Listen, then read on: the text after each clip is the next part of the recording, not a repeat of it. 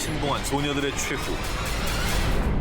2014년 6월 미국 위스콘신주에 있는 한 법원. 제1급 살인미수 혐의로 기소된 애니사 와이어와 모건 가이저가 법정에 섰는데요. 그런데 말입니다. 당시 피의자 신분인 와이어와 가이저 두 사람의 나이는 고작 12살. 아, 저 소녀들이 왜 그런 짓을 저질렀을까? 아니 그런 것도 아니고 1급 살인이래죠.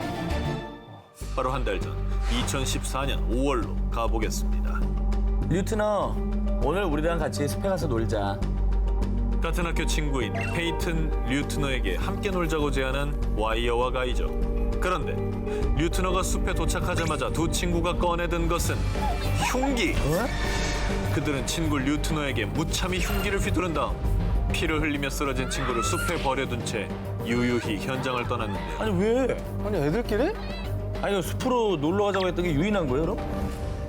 한편 흉기에 무려 19차례나 찔린 류트너는 안간힘을 다해 숲 밖으로 기어 나왔고요. 다행히 인근 주민에게 발견돼 목숨을 건질 수 있었습니다. 아, 다행이다. 그리고 그 뒤 잔인무도한 수법으로 친구를 살해하려 한 와이어와 가이저는 곧바로 경찰에 체포됐는데요. 당연하지. 아, 미쳤나 왜 저랬냐? 그런데 두 소녀가 털어놓은 충격적인 범행 동기. 우리는 슬렌더맨의 저택에서 살고 싶었을 뿐이에요. 얼굴이 새하얗고 눈, 코, 입은 없으며 숲에서 아이들을 납치한다는 슬렌더맨. 이 슬렌더맨은 미국의 유명 공포 괴담 속 주인공입니다. 이 슬렌더맨은 2009년 미국의 한 사이트에 아이디 빅터 서지라는 사용자가 만들어 올린 가상의 캐릭터였습니다. 그런데 슬렌더맨 캐릭터를 본 누리꾼들이 재미삼아 슬렌더맨의 이미지와 납치 스토리를 꾸며냈고 이 괴담이 미 전역에 급속도로 퍼진 건데요. 그러나 인터넷에서 슬렌더맨 괴담을 본 뒤 그의 존재를 철석같이 믿게 된 두 친구 와이어와 가이저는요. 슬렌더맨의 부하가 되고 싶어. 재물을 바치면 우리 받아주지 않을까?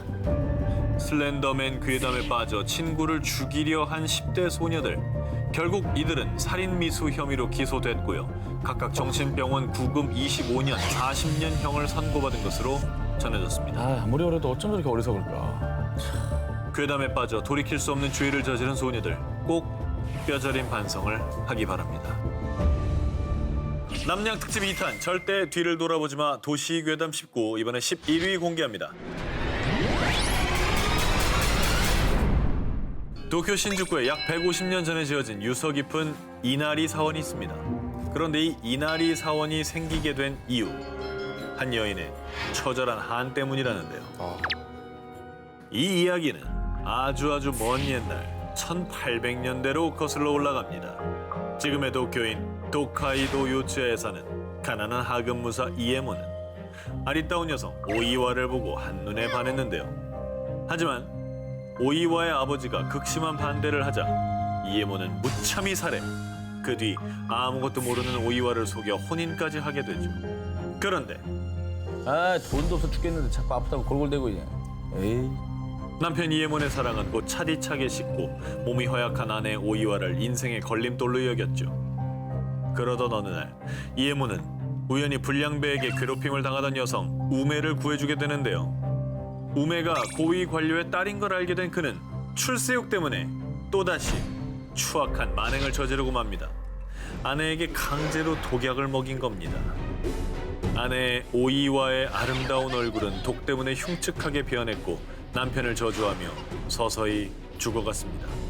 이후 아내가 사망한 뒤 파렴치한 이에모는 우메와의 혼인을 강행하는데요. 그런데 혼인 전날 밤 강가에 웬 판자가 있지?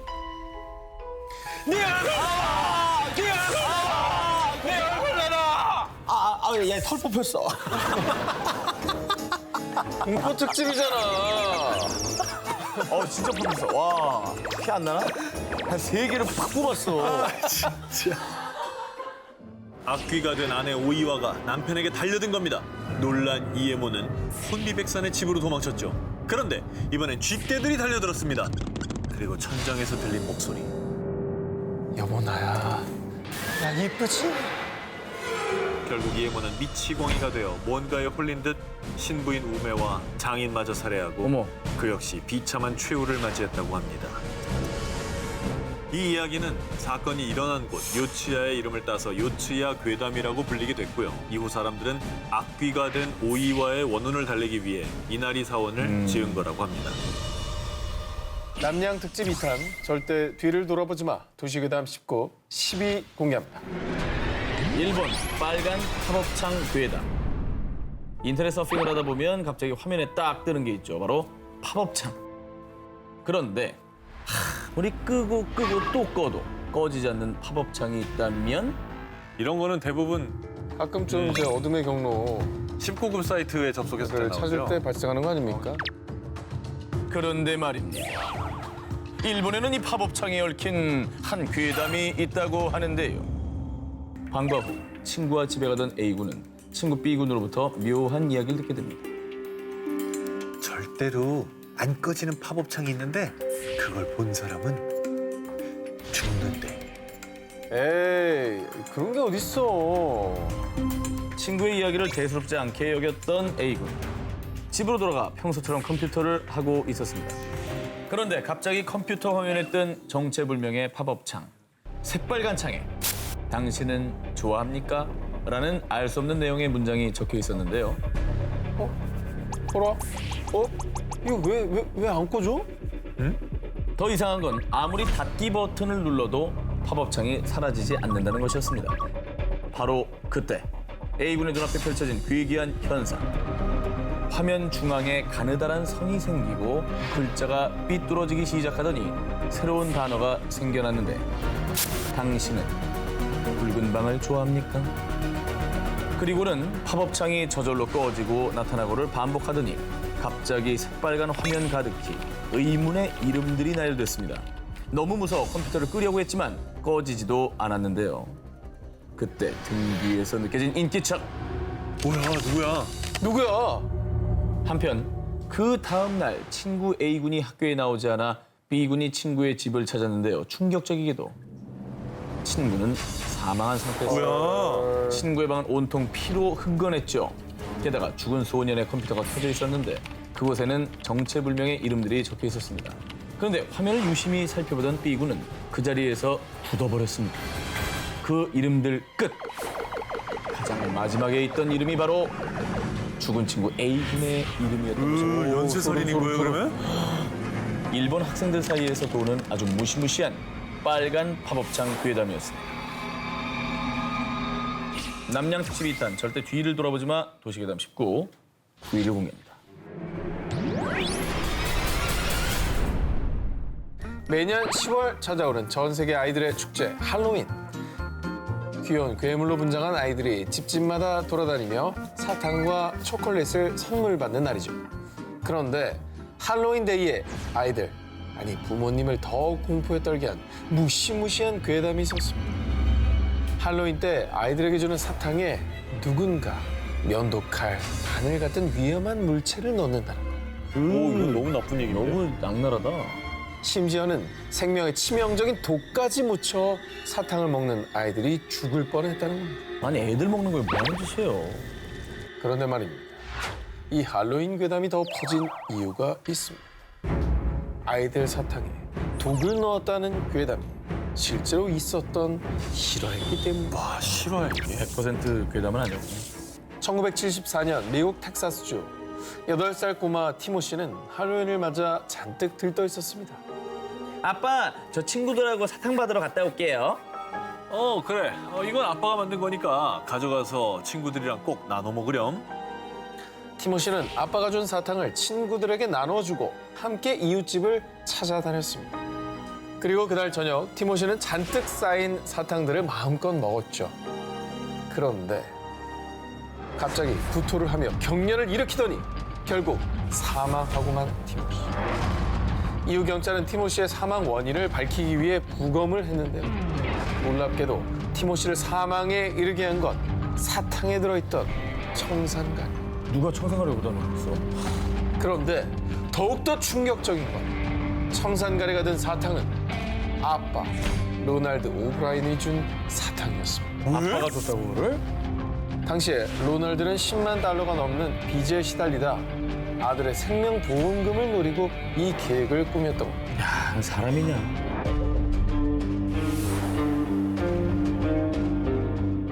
절대 뒤를 돌아보지 마. 도시괴담 19 이번에 8위 공개합니다. 일본의 무인역, 키사라기 역의 비밀. 2004년 일본의 한 인터넷 게시판에 퇴근길에 시즈오카현 하마마치역의 전철을 탔다는 그녀. 그런데 20분간 천천히 멈추지 않아요. 여기가 어딘지 모르겠어요. 아니 이게 무슨 말인가요? 역에서 문이 열리지 않았던 건가요? 이게 고장 난 건가요? 어딘지 모를 곳을 질주하는 전철. 게다가 주변 승객들은 모두 잠에 빠져 일어나지 않았다고 합니다. 와, 진짜? 흔들어도 기척도 없었다고 합니다. 그래서 무서운 마음에 실시간으로 자주 가던 인터넷 커뮤니티에 글을 올려 도움을 청한 것이었죠. 키사라기 역이라는 곳에 도착했어요. 일단 내리려고요. 네? 시즈오카 노선엔 키사라기라는 역은 없는데요? 존재하지 않는 역. 수상한 점은 이뿐만이 아니었습니다. 그 역에는 아무도 없었고 휴대전화 GPS도 작동되지 않았습니다.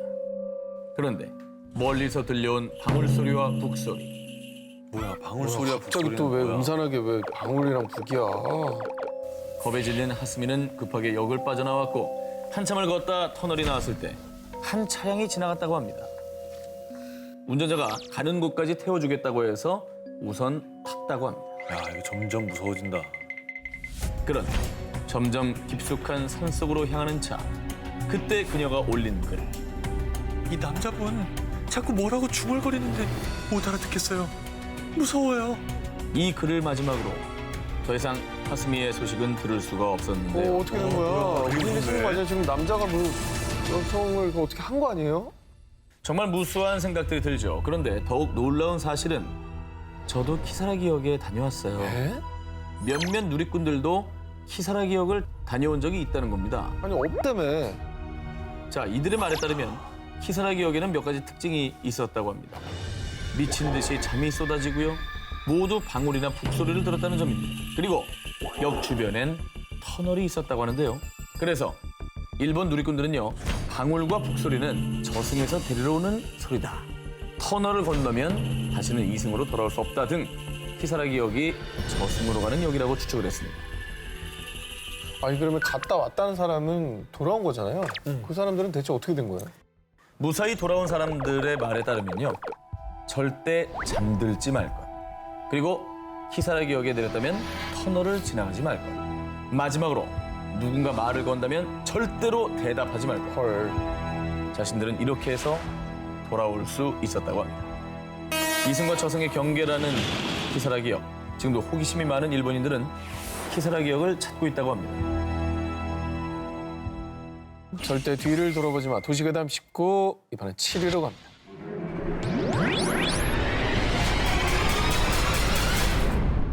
자, 한 기자님께 하나 좀 드리겠습니다. 이거 좀 읽어보시겠습니까?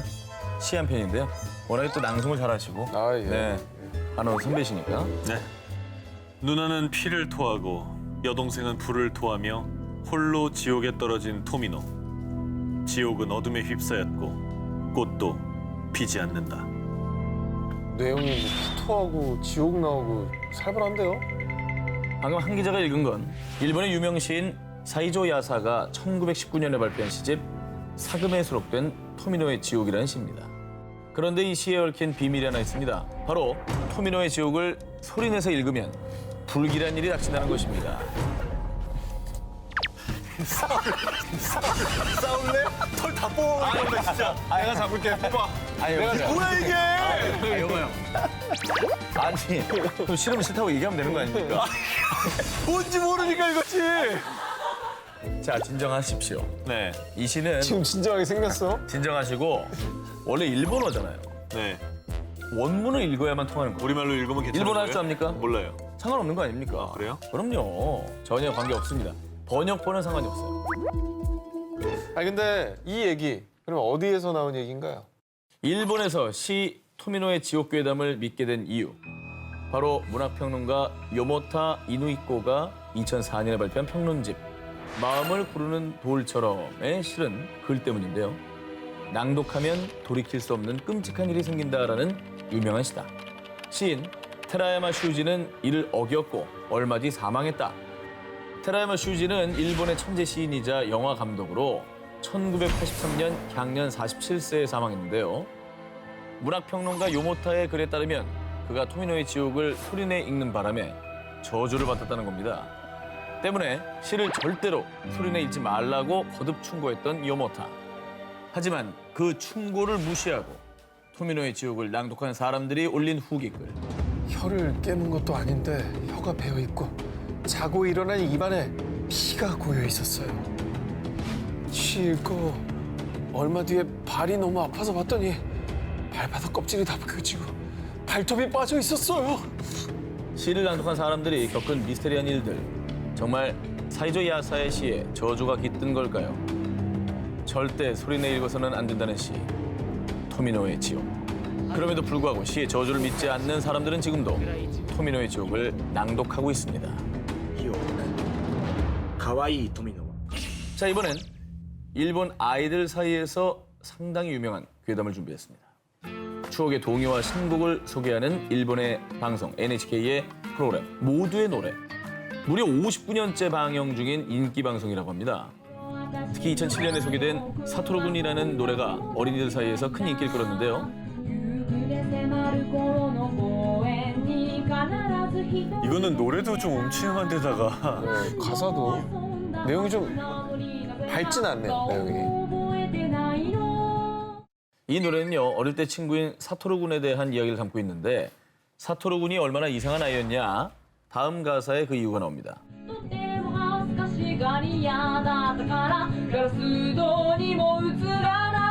아니 그럼 귀신인 거예요, 사토루가? 그런데 말이죠, 다음 가사에서는 이런 내용이 또 나옵니다.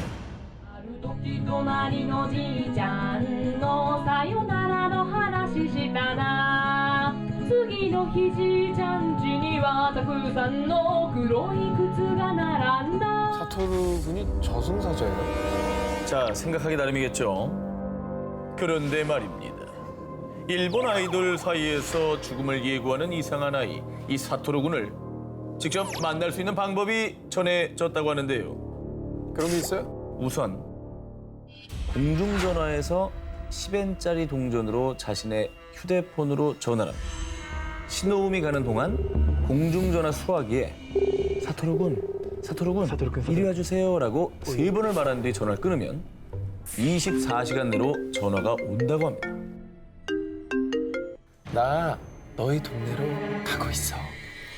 누구야? 설마 사토루군? 이제 너의 집 앞이야. 전화로 자신의 위치를 알려주는 사토루 군. 그리고 마지막으로 온 전화.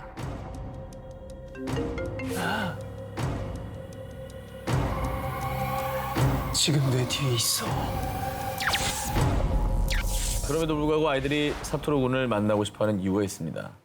사토루 군에게 미래 일이나 궁금한 걸 물어보면 정확하게 알려주기 때문이라고 하는데요. 그런데 사토루 군이 찾아왔을 때 주의를 할 점이 있다고 합니다. 절대 뒤돌아보지 말까. 그리고 이미 아는 걸 물어보지 말까. 마지막으로 사토루 군에게 들은 건 무조건 비밀로 할 것. 아니 말하면 어떻게 되길래? 만약에 이 3가지 중에 한 가지라도 지키지 않으면 화가 난 사토루 군이 저승으로 들어간다고 합니다. 일본 국민 동요에 숨겨진 무서운 비밀. 하지만 아직도 아이들은 사토루 군을 만나기 위해 전화를 걸고 있습니다. 사토루 군, 이리 와주세요.